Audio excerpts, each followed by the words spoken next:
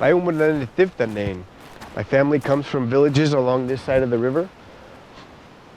So I grew up my whole life knowing this area, knowing this creek and this part of the river, what these trees are, what these bushes are, and it's still one of my all-time favorite places to come. This is water that I grew up drinking, and that my grandmother would only drink this water. She wouldn't drink tap water. For her whole life that I've known her, she wouldn't drink tap water from anywhere. It was only this water. And if it was really bad conditions, she would drink Pepsi.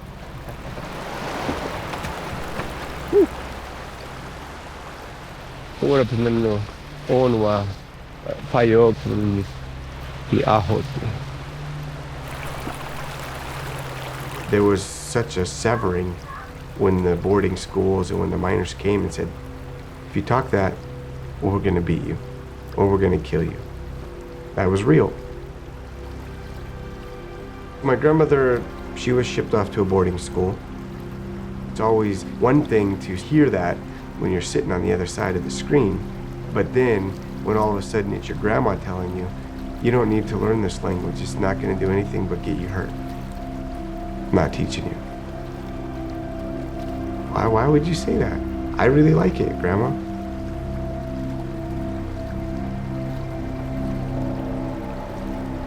From the time I was like 16 to like 20, I wanted to learn and I would ask questions and I would get nouns. Krivkit, chair, amke, table. Great, I have a little bit of vocabulary, but I could not actually speak.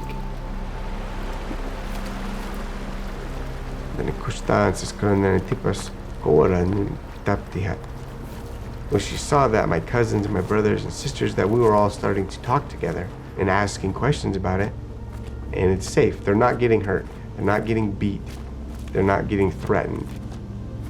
So then she started to step forward. Well, this is how I say it. This is how I remember being told. Understanding that language, understanding that ecosystem, and understanding that culture and how they can be woven together, that's the only true recipe for success, for revitalization of all three. When you say name, that specifically means my land. But when you say my land, we're talking about all this. We're talking about this river, we're talking about that creek, we're talking about these trees, these rocks.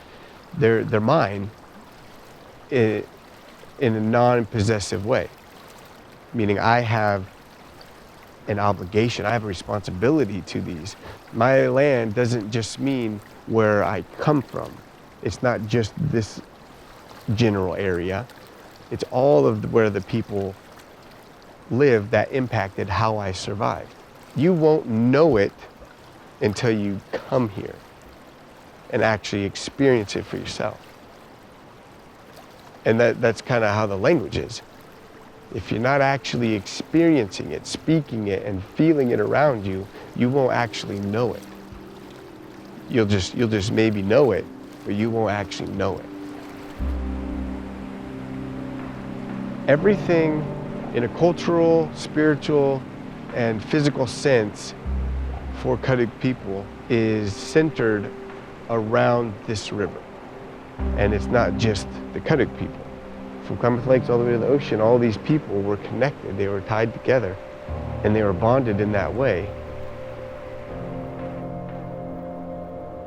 The language isn't a one-directional component of existence.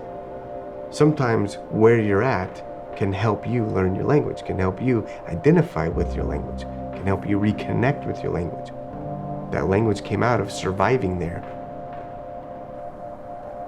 whether you come from there or not, by somebody learning the indigenous language of the land that they're on. You learn a little bit more about what's around there, about where that language comes from. Because learning Karuk, like many other languages, is not just learning sounds. You'll never really understand Karuk if you don't actually understand the people and the place that it comes from.